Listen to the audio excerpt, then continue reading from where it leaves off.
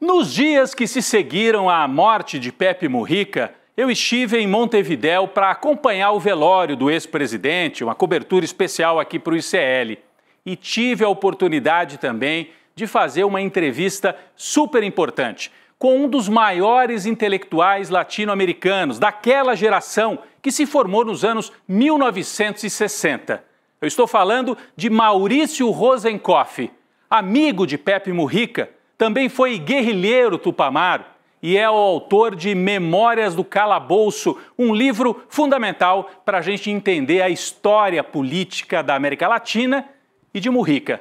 Convido você então para acompanhar essa entrevista especial com Maurício Rosenkoff.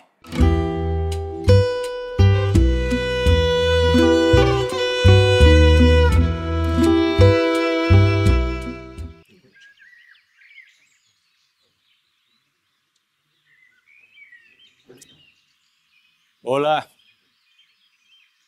como estás? Mucho gusto. Rodrigo de Brasil, mucho gusto. Rosenkoff de acá. Sí, conozco bien.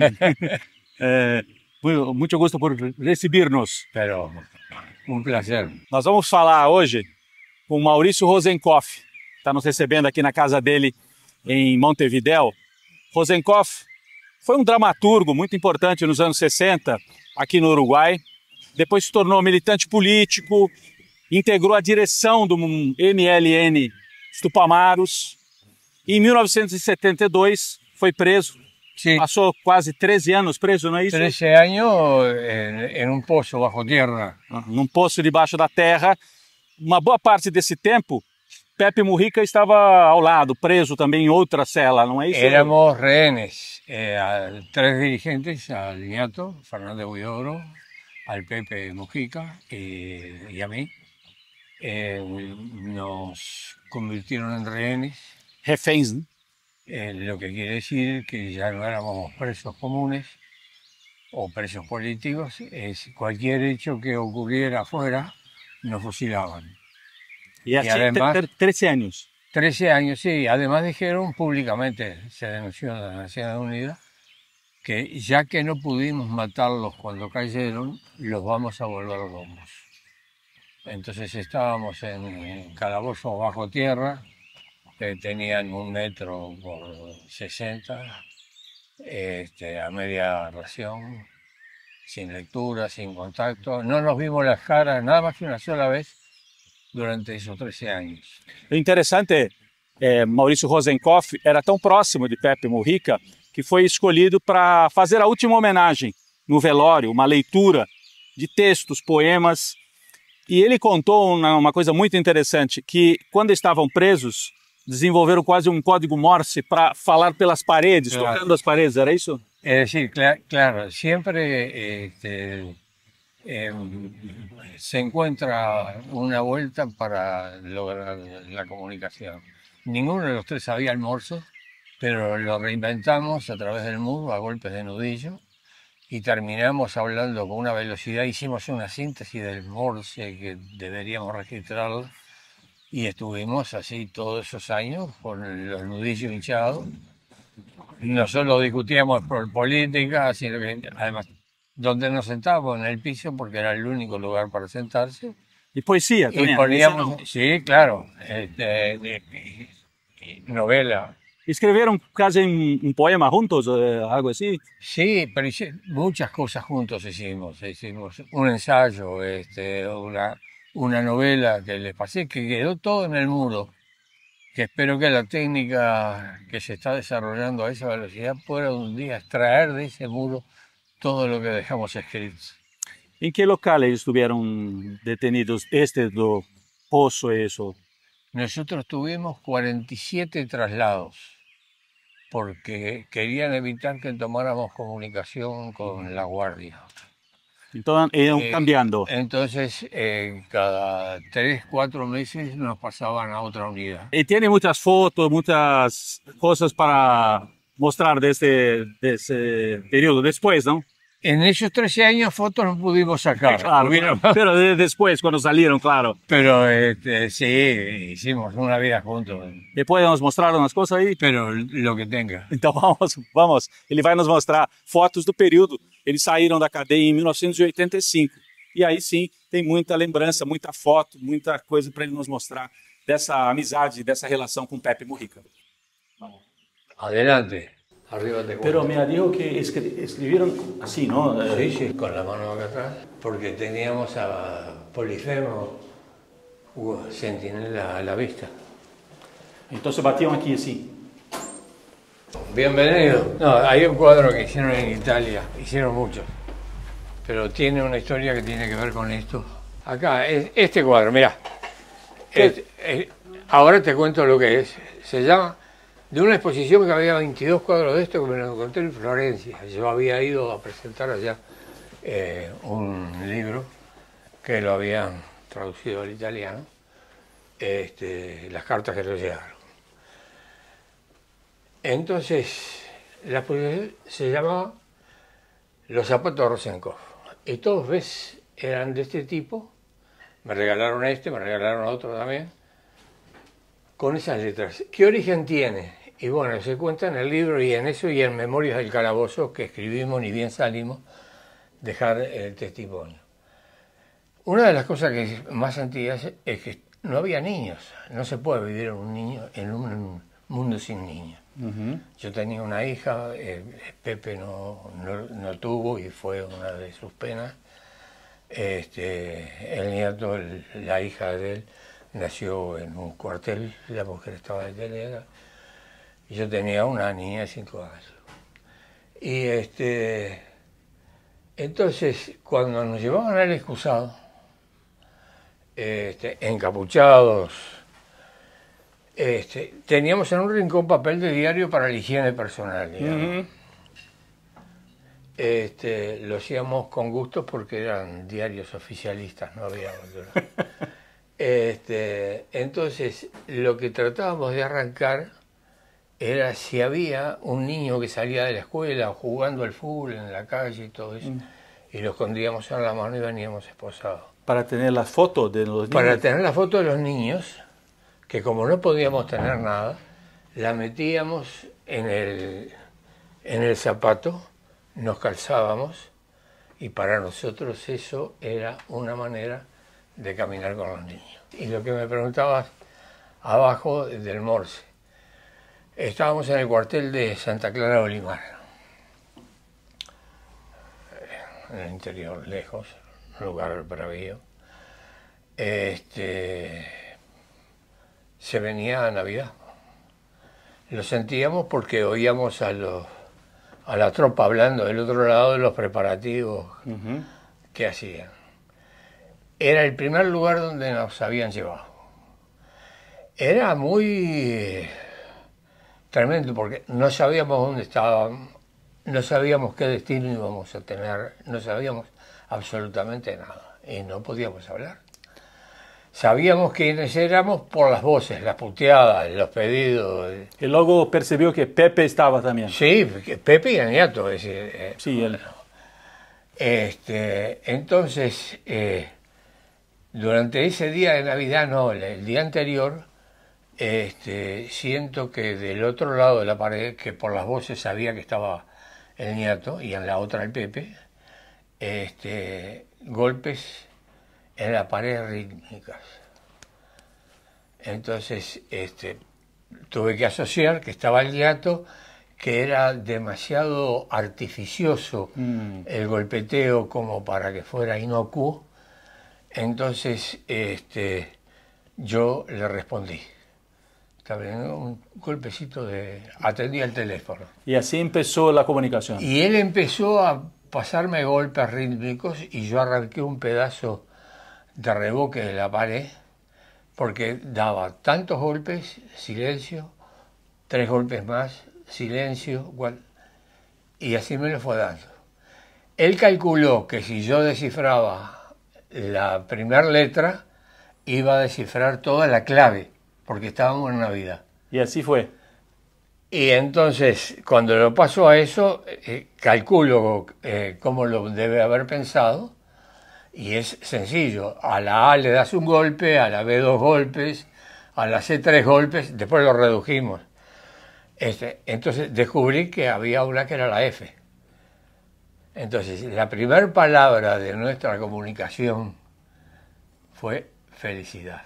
Ele contou então para a gente como é que eles desenvolveram 3 líderes tupamaros presos, se comunicando pelos toques na parede, e que a primeira comunicação foi na véspera de um Natal, e eles desejaram felicidades uns aos outros, né? Ele, o Idobro, que era um outro tupamaro que estava preso na cela ao lado, e Pepe Mujica se comunicavam dessa forma. Pero yo lo mencioné ayer en la intervención, ahí pasó otra cosa, tiempo después, digamos, en esa unidad, en el patio de armas, hacen un acto porque hay una fecha patria.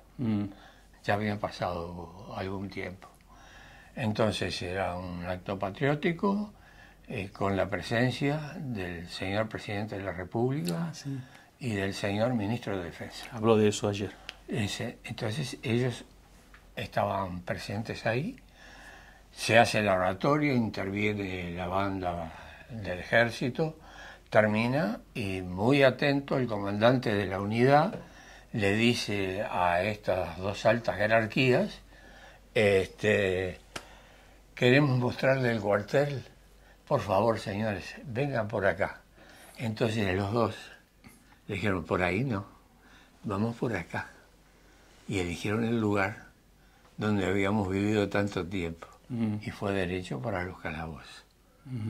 Entonces me dieron el parte, están igualitos, lo revocaron y tienen una mano de pintura. Eso era todo.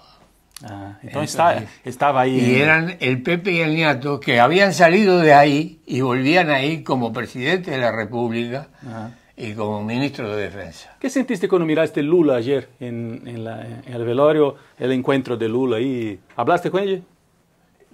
No, Lula hizo 25 horas en avión para venir aquí antes de que... Llegó, hizo una conferencia de prensa a 2 patadas, acompañó a Lucía hasta donde estaba el féretro, pero yo estaba sentado al lado de Lucía, se abrazó con Lucía y nos dimos un abrazo él y yo. Y bueno, yo lo que llegué a decir, Pepe y usted un solo corazón. ¿Hablaste para Lula? Sí, hablamos ahí. Esta frase. Sí, eso ya tenía que ir.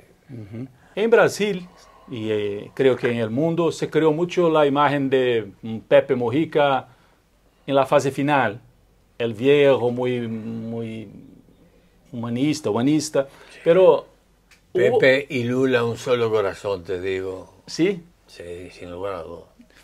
Pero hay esta fase anterior de la guerrilla, de la militancia más dura y todo. Sí. ¿Hay 2 Pepes Mujica o fue una vida sola con muchas variaciones? No hay 2. La vida, los sentimientos, la razón te llevan en el transcurso de tu vida a hacerte católico, protestante, musulmán, lo que quieras. Pero seguís siendo la misma persona. Además, somos de una generación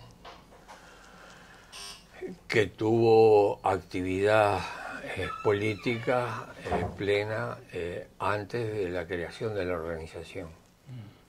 Él comenzó en el Partido Nacional, fíjate. Pepe.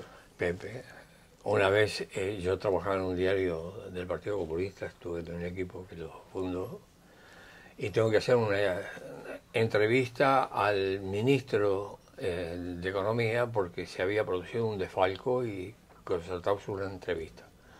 Era Enrique Guerra, una gran persona. Voy al ministerio, me pide, ya viene el secretario, el primer secretario del presidente, que aquí aparece el Pepe.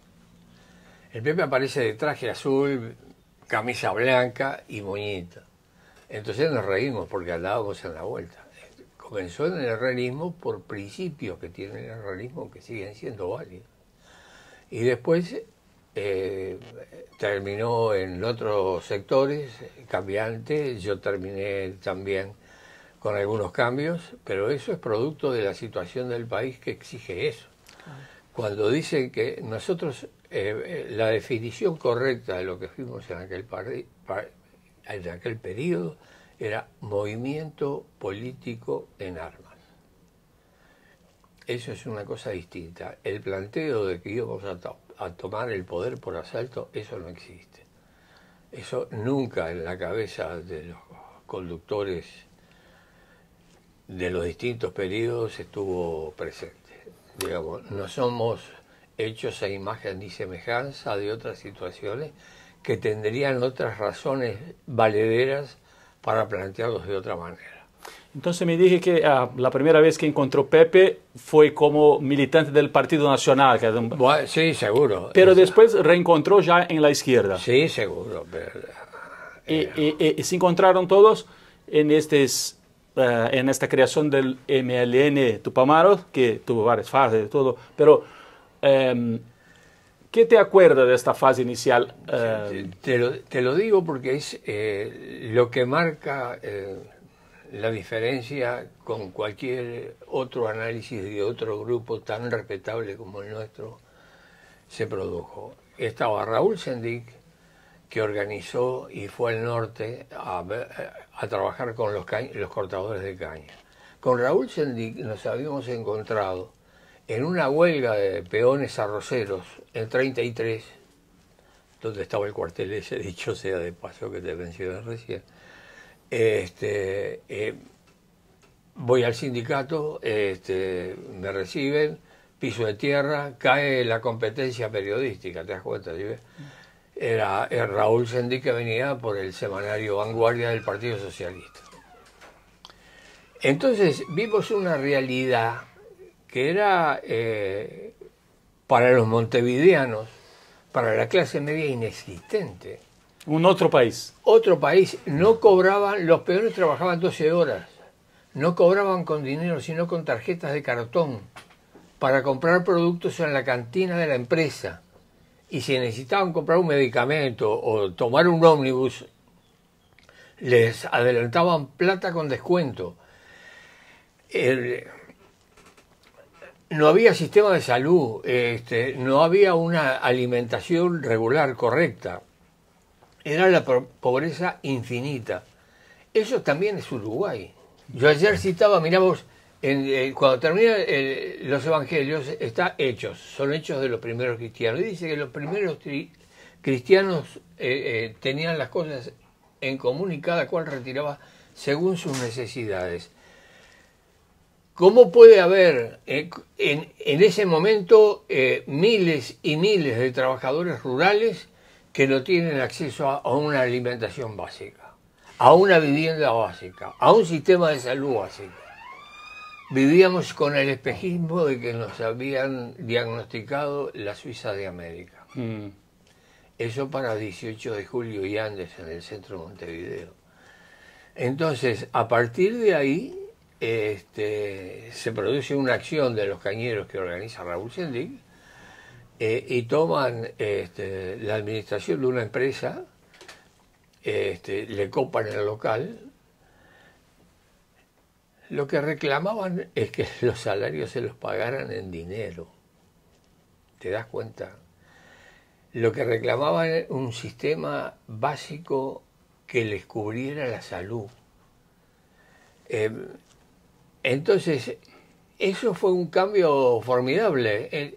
Tuvieron que huir los trabajadores que ocuparon un local para cobrar decentemente, tuvieron que fugarse a los montes de Itacumbú, porque entonces, aunque no había dictadura, hubo policía y ejército en la calle, y la patronal con ellos, para aniquilarlos, porque iban armados a guerra.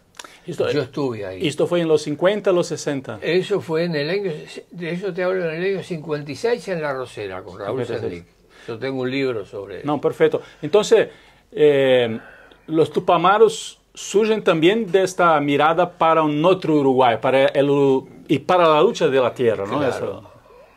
La tierra está mucho en esta lucha, ¿no? Es fundamental, digamos, desde los tiempos de Artigas. El primer planteo de una reforma de la tierra que hubo en América surge en el Uruguay con José Artigas. Sí. Que dice, la tierra será distribuida con la prevención de que los más infelices sean los más privilegiados. Perfecto. El movimiento que encabezó Raúl Sendic, dirigente del MLN desde el primer día, era por la tierra y con Sendic. Es decir, por primera vez aparecía después de siglos, porque acá hubo una reforma agraria en los días de acá. La tierra será repartida con la prevención de que los más infelices sean los más privilegiados. Pero nadie más levantó esa bandera. De Artigas para los Tupamaros. Pero digamos, pueden haber planteado alguna, pero no, eso la tierra no se toca. Un momentito. Muchas veces miramos para la historia más reciente de Pepe Mujica, y ella hablaba mucho de la tierra, la importancia de la tierra, y trabajaba en la tierra, no solo hablaba, trabajaba. Lo que entiendo, estudiando un poco y escuchando lo que me cuenta, es que Mujica también es fruto de eso, no es que ha creado eso, es fruto de esta... No, el Pepe es hijo de inmigrantes que tenían una chacra y plantaban flores y las vendían, digamos, en un suburbio en Paso de la Arena, de gente que venía del campo y se instalaba en un pequeño terreno, una pequeña chacra. Coincidió en su frontera territorial con gente que venía a Japón también a plantar flores y a tener su pedazo de tierra. Estudió, muy inteligente, bueno, y en las luchas estudiantiles, las cosas que pasaban, la violación de los derechos humanos que se producían acá, la baja de salario, la desocupación que había hambre. Todo eso formó los Tupamaros. Sí. Hillel el Babilonio decía, haz por lo demás lo que quieras para ti mismo. Esa es la ley y lo demás es comentario.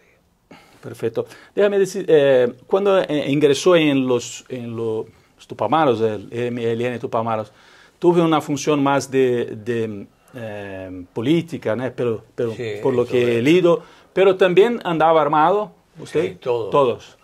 ¿Se lembra en algún episodio en que corriera riesgo? Sí, me contaba ahora. Muchos. Estábamos con Pepe y otros compañeros reunidos estudiando una operación. Bueno, tuvimos que evacuar el local porque a un custodia se le escapó un balazo y nos fuimos. Llegamos a una calle, Garibaldi, y paramos en la esquina y el Pepe me dice, mira, tengo mucha hambre, vos vení, yo conozco un boliche acá, él ya era clandestino, podemos comer un asado ahí, se come muy bien. Le dije, no, mira, vamos a hacer conducta. Yo me fui para la base, él se fue para ahí, entró al boliche con Sanso, otro compañero, pero había alguien que trabajaba en la policía, lo detectó, llamó a la policía, y tuvo una balacera que en el piso le encajaron 7 balazos.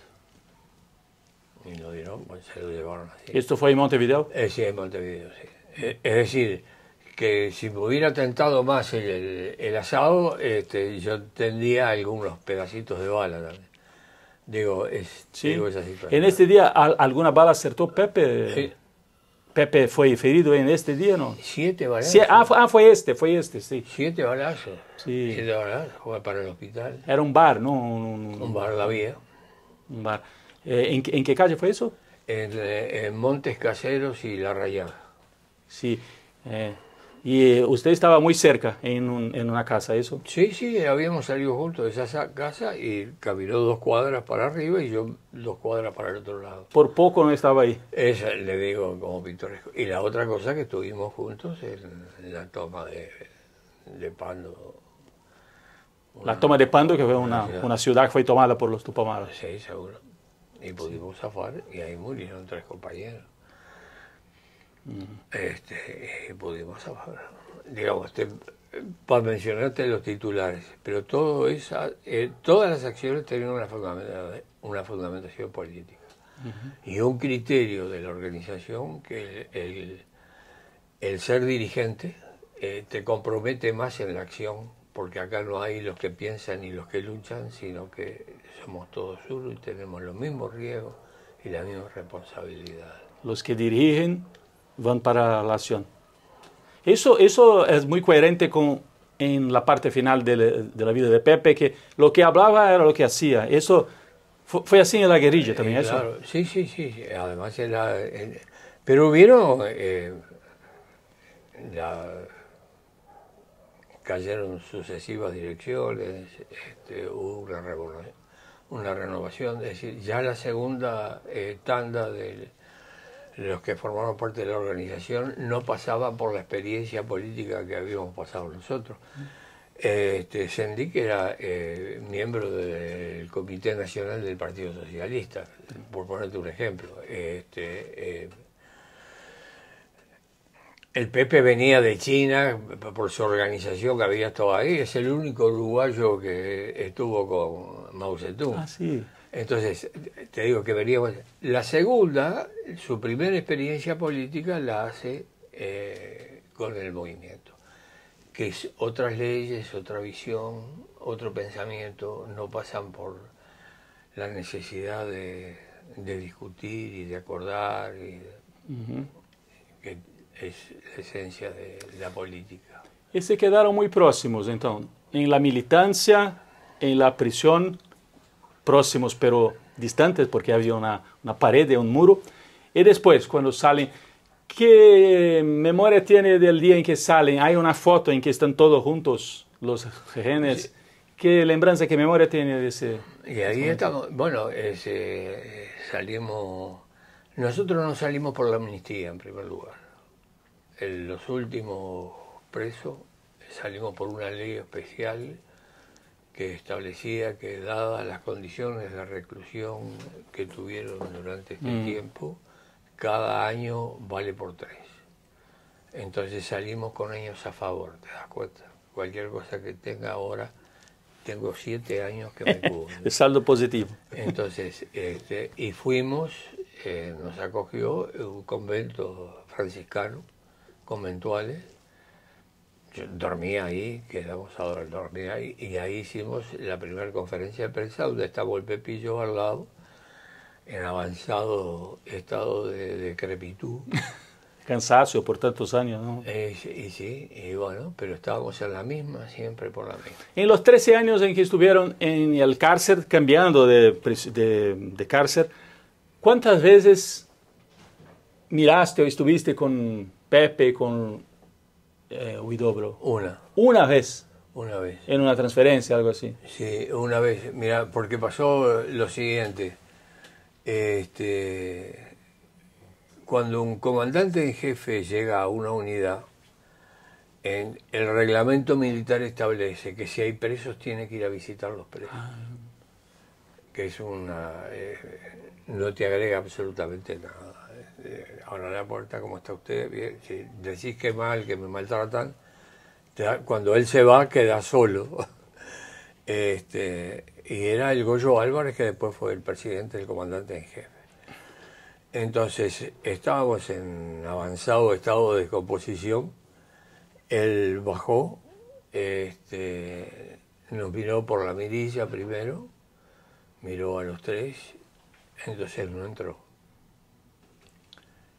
Y dispuso que nos trasladaran al lugar donde él tenía la oficina, el cuartel de Minas.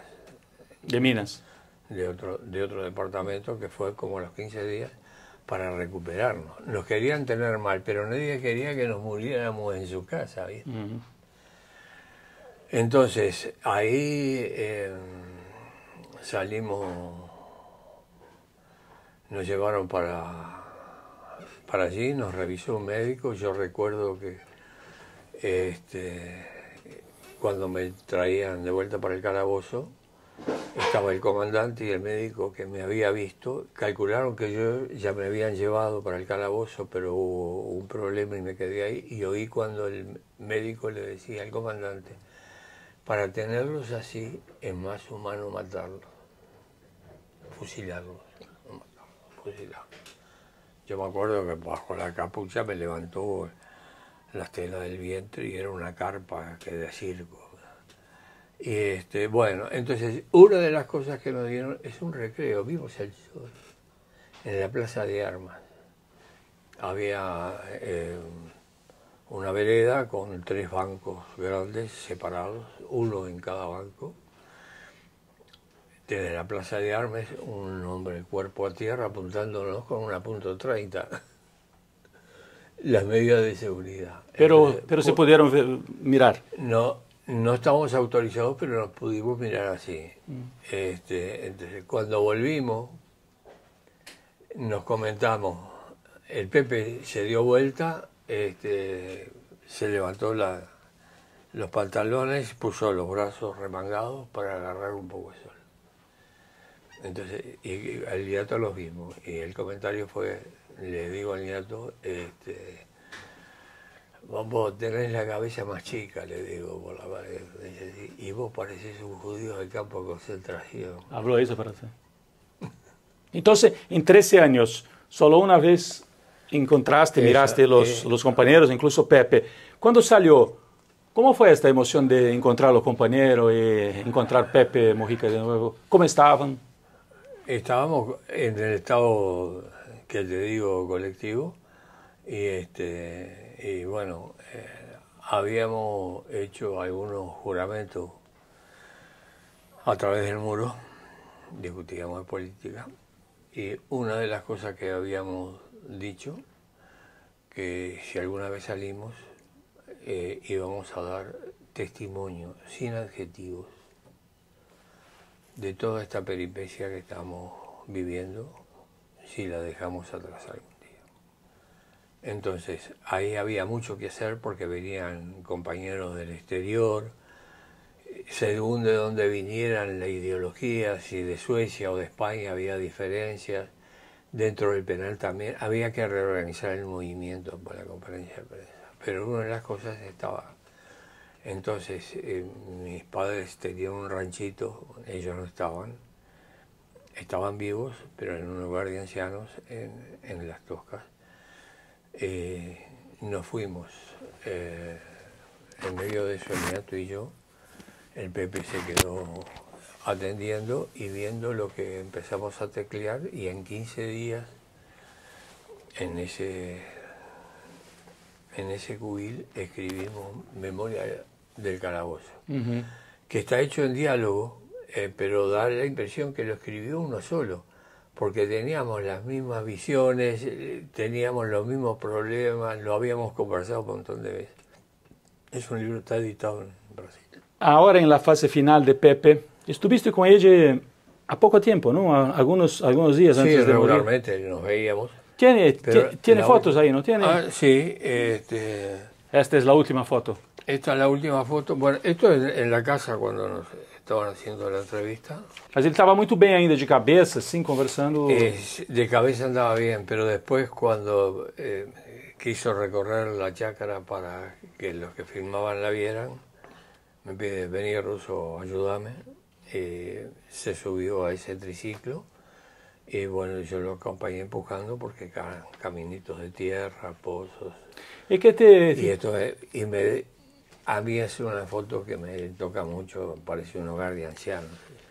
Esta última. Esa última, y además uno se siente haciendo cola, en lista de espera.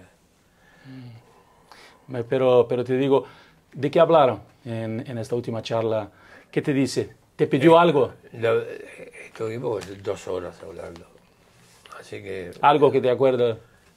Sí, seguro. Primero empezamos a hablar de las cosas que hablamos toda la vida. Es el lector, yo también. Empezó hablándome. Ese día dije, ¿sabes lo que estoy repasando? Dice, el discurso de los cabreros de Don Quijote. Entonces buscó ahí el libro, se cayó sobre... Es todo libro la parte de aquel. Y empezó a citarlo. Don Quijote. Don Quijote. ¿Y te pidió algo? ¿Te pidió algo en este día? No. Nada. No a mí. Pero pidió que estuviera en la homenaje final. Eso es lo que me dijeron los compañeros. Que él pidió que yo... Bueno, eso que hice. ¿Y cómo fue la emoción de hacer este homenaje final para Bueno, Pepe? ¿Lucía estaba bien adelante? Yo estaba con Lucía, sentado al lado de ella. Bueno, y me daba la impresión que yo, cuando me senté ahí, para hacerlo corto además, después ya se lo llevaban a Pepe, era como si siguiera hablando con el Pepe. Y además contando las cosas de la última entrevista que quedaron pendientes en la conversación, de las cosas que discutíamos, política, de acá. Poesía también, literatura. América Latina, seguro. Y curiosamente, ese par de programas fue escrito a golpe de nudillo. Lo recibieron ellos, eran mis lectores. Escribieron 2 poemas a golpe de... No, yo escribí un libro. Pero con Pepe, juntos. No. Estos se los pasaba, yo los pensaba, no tenía dónde escribirlos, y los dejé en la pared. Que si hay algún mecanismo técnico nuevo que pueda rescatar los golpes, los traduzco más o menos con Pinche. Con Pinche no hablábamos, aquel les enseñaba el cultivo, yo les hacía poemas. El Pepe, en una visita, la madre, doña Lucy, nos transmitió así, ¿sabes? La vieja lo que me dice, decime una cosa, vos que fuiste tan bandido, no habrás dejado por ahí un rubiecito, un negrito, no me importa, necesito un nieto. Y el Pepe necesita un hijo también. Eso es lo que no alcanzó. Quería un hijo. Pero claro. Eso escuchó de ella. Sí, porque hablábamos bajito a través de eso, sí. Cuando el guardia era alguien que se retiraba para no fastidiarnos y se quedaba sentado en la escalera. La cuestión de los poemas, escribiste batiendo en los muros y después que salió consiguió recuperar, escribir. No, también pude hacerlo ahí en una manera. Un día irrumpen 2 soldados, un cabo y un soldado en mi calabozo. Cuando entran así tenían que poner las manos atrás, firme, la capucha puesta.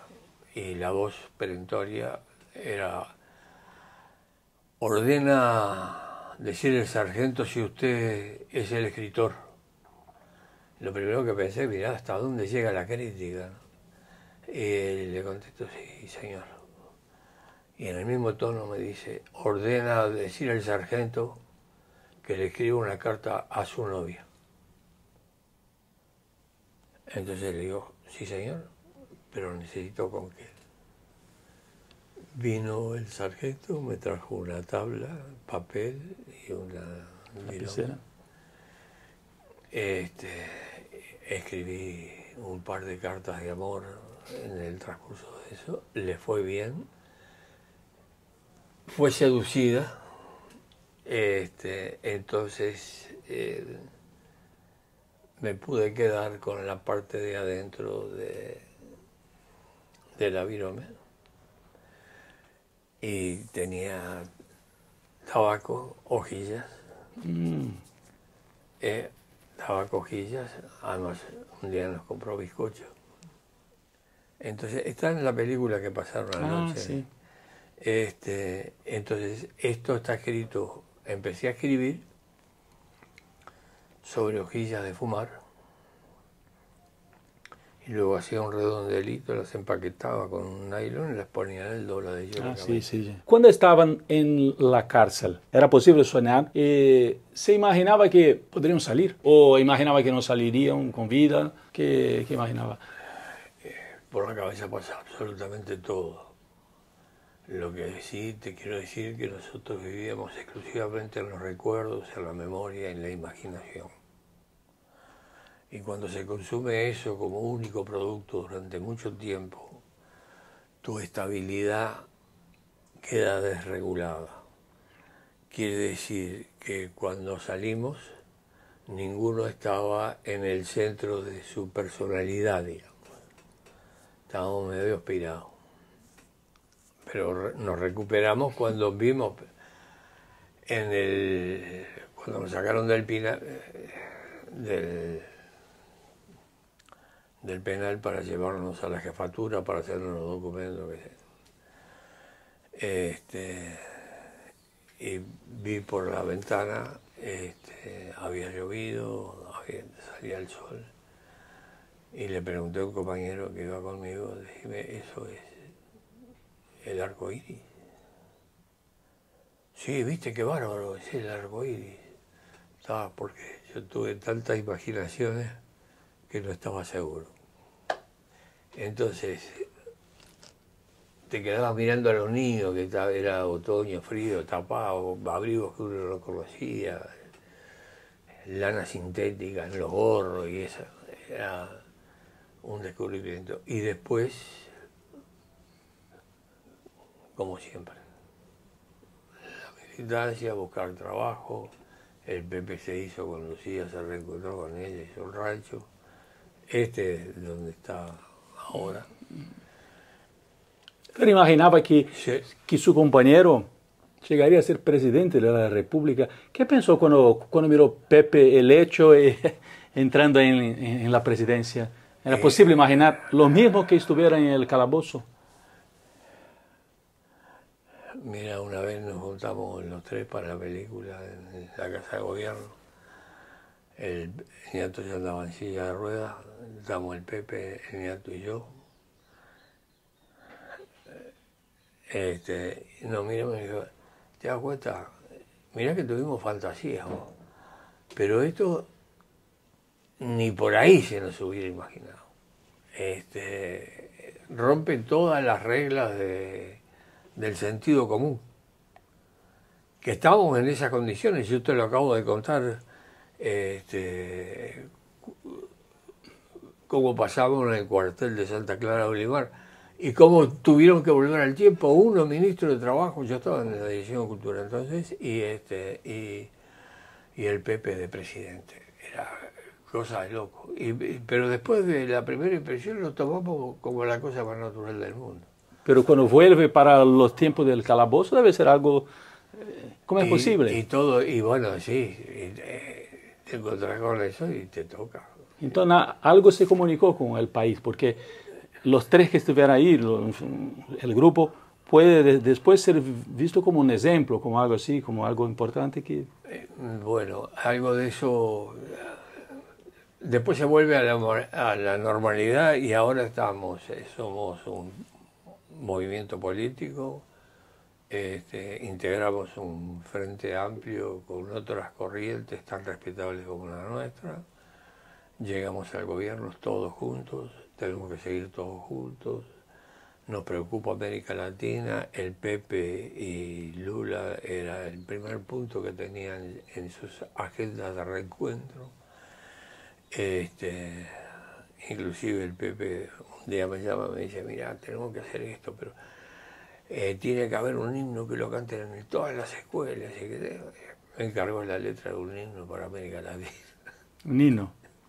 Anda por ahí, el Pepe lo tiene por ahí, te das cuenta, yo no puedo hablar del pasado. ¿Y qué piensa que queda de Pepe para la juventud? Porque había muchos jóvenes en el velorio, ¿no? Nosotros hablamos con muchos.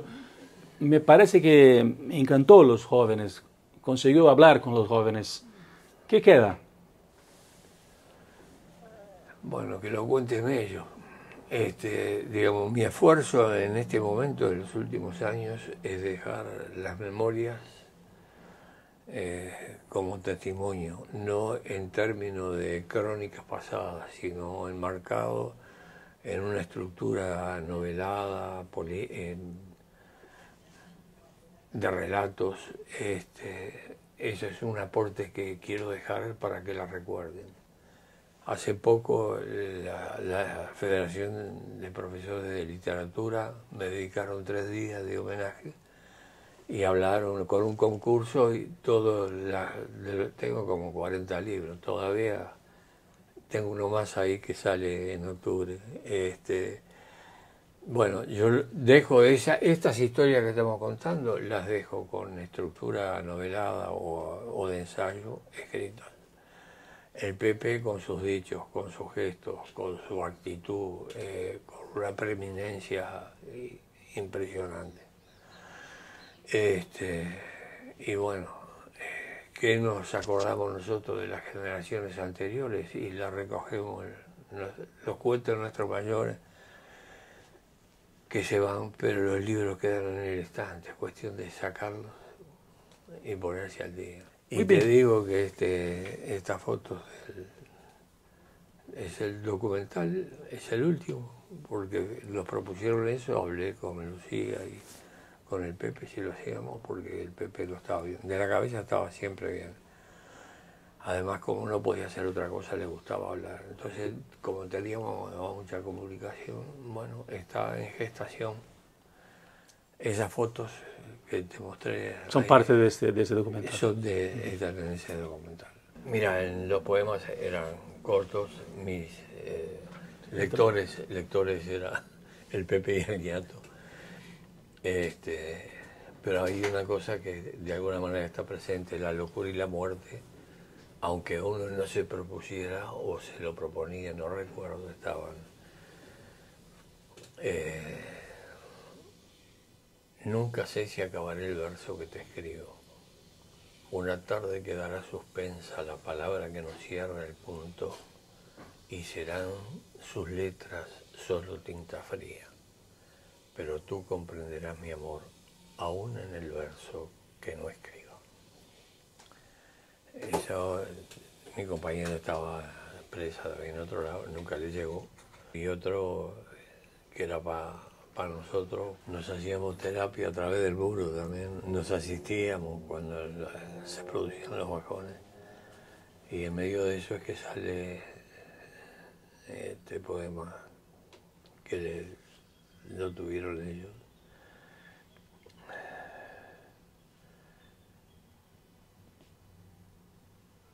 Para un segundo.